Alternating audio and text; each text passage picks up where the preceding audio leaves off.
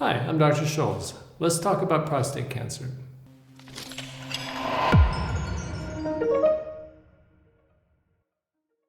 In today's video, we're going to cover relapsed prostate cancer. We call it the Indigo stage of prostate cancer.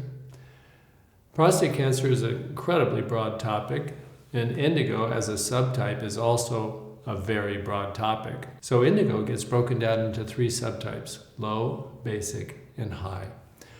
We're going to post some questions on the screen that you can answer to determine which of those subtypes you reside within. First, you have to go to the quiz, of course, and determine which of the basic stages of blue that you reside in and make sure you really are indigo. Then you can answer the questions on the screen and figure out your subtype.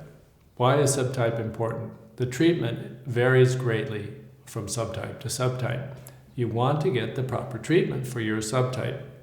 Let me share a few thoughts about relapsed prostate cancer. First, the outlook is probably much better than you think. This is because relapses from other types of cancers, colon, brain, bone, stomach, are incredibly serious and often rapidly fatal.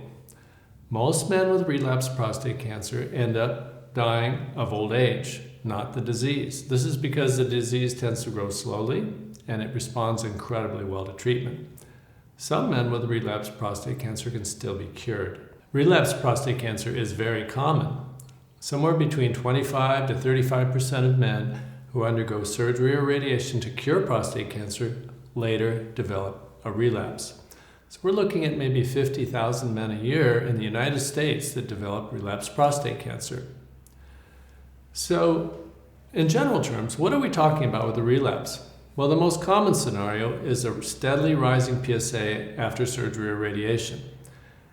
Now, not every PSA that increases comes from cancer, but if, after expert evaluation, the rising PSA is determined to be from cancer, then these individuals are in indigo.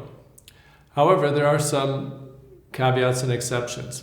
Men that have metastatic disease in the bones or outside the pelvic region are in the royal category. They don't have indigo. Also, men who have low testosterone levels or who have been on Lupron, for example, those men are in the royal category as well. Another category of indigo are the men that have had surgery and they have a positive margin or a cancer was detected in a lymph node at the time of surgery. They may still have a low PSA, but most of those men are going to relapse and require further treatment. Those men are called low indigo. Another type of a relapse may be in someone who has had a previous radiation treatment. PSAs may be relatively low, under 1, but a scan or a biopsy shows that the cancer is coming back inside the prostate. This is another example of what we call low indigo. So let me give you a brief summary of the low, basic, and high subcategories of indigo. Low indigo means that the cancer appears to be in the area of where the prostate used to be after surgery, called the prostate fossa, or located inside the prostate in a man that has had previous radiation to the prostate. The thinking is that disease in the rest of the body is very unlikely, and that's based on various factors which are addressed in the questions that we posted earlier. High indigo is an indication that cancer is unequivocally present in the pelvic lymph nodes.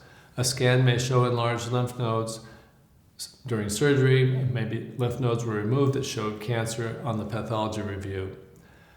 Men with high indigo with proven lymph nodes obviously are going to require more aggressive treatment, and we're going to discuss those treatment options in a further video. Men with basic indigo have clear scans. There's no proof of spread to the pelvic lymph nodes.